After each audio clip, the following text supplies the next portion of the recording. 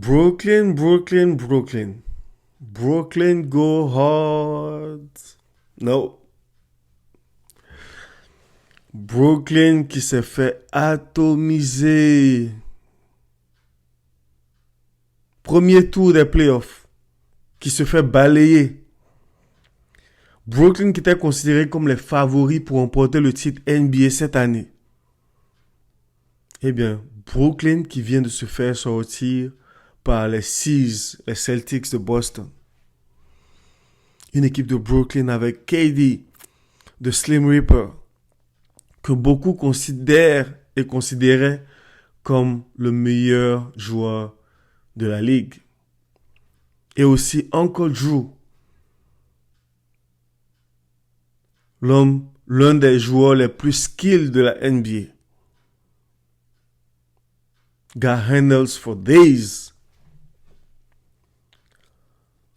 Voilà, Brooklyn n'a pas pu s'en sortir, n'a pas pu résoudre l'équation Jason Tatum, Jaylen Brown, Hal Horford, Marcus Smart, Pritchard, Williams, pour ne citer que ceux-là. On a eu de très beaux matchs tout au long de la série qui n'a pas duré. 4 games, voilà, un sweep, un balayage comme on le dit. Ben, on a eu droit à de très beaux matchs. Chaque match était très disputé. Down to the wire. Mais Brooklyn n'a jamais pu résoudre cette équation. L'équation Ime Udoka.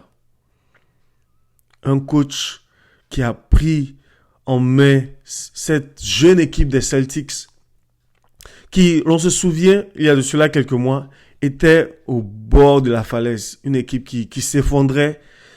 On a eu des sorties hasardeuses, je dirais, de Marcus Smart dans les médias. Et cela n'a pas empêché cette équipe de se reconstruire, de se retrouver. Et aujourd'hui, on sent la marque Ime Udoka sur cette équipe. Il leur inspire la confiance. C'est quelqu'un qui ne panique jamais. C'est quelqu'un qui leur prodigue de bons conseils. Surtout pour des jeunes inexpérimentés. Voilà, c'est un groupe soudé. Et voilà, c'est ce groupe qui est venu à bout des titans, des colosses.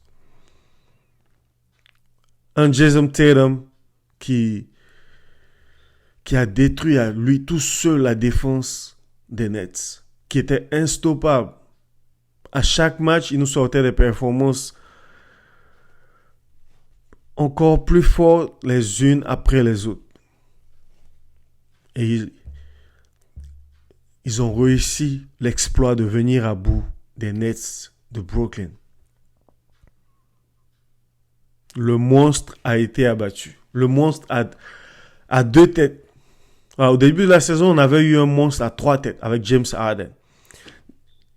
Et James Harden qui laisse derrière lui cette équipe des Nets qui a reçu en retour Seth Curry et Drummond qui étaient et sans oublier celui-là même qui refuse encore de jouer jusqu'à présent.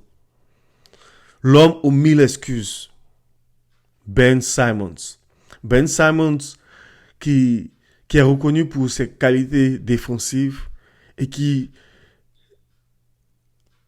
était supposé apporter cette présence défensive aux Nets, mais qui n'a pas encore eu la possibilité de montrer ce qu'il peut faire. Voilà. Tantôt, il a des problèmes au dos. Tantôt, il a des problèmes. Voilà, mais qui refuse toujours de... Je pense que Ben Simmons a décidé de ne pas jouer ce dernier match parce qu'il pressentait une défaite des Nets. Il se disait, voilà, si jamais je participe à ce match et qu'on perd, ma cote diminue. Parce que, voilà, selon lui, il n'est pas encore à 100%. Donc voilà, il ne disputera aucun match durant toute cette saison. Et pour les Nets, pour l'équipe de management des Nets, c'est le scénario désastreux, je dirais. Voilà, après avoir fait un trade pour pouvoir acquérir ses services, Ben Simmons n'a toujours pas été à la hauteur de ce qu'on attendait de lui en NBA. Depuis son arrivée en NBA, je dirais.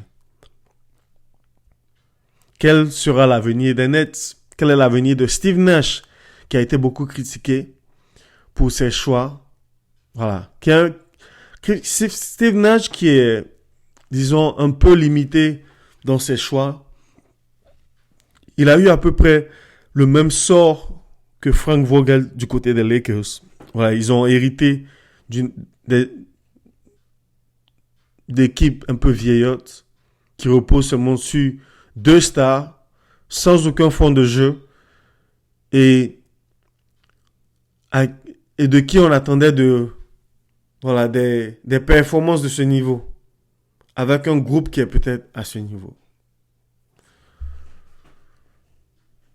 Quel est l'avenir des Nets? Voilà, Kevin Durant et Kyrie Irving qui comptent revenir.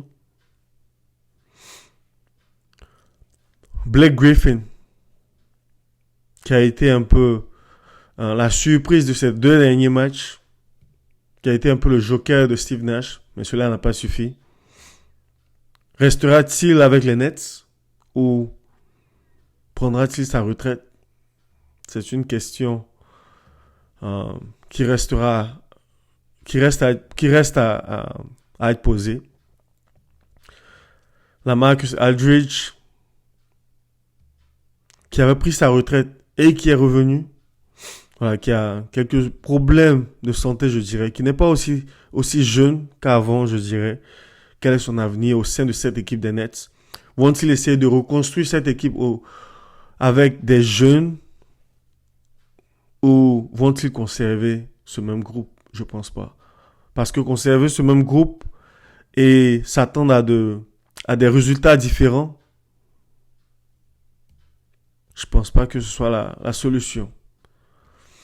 Une équipe des Nets qui va faire face à de très gros changements durant cet été, je dirais. Pour les Celtics, l'aventure continue. Voilà. Jason Tatum, Jaylen Brown,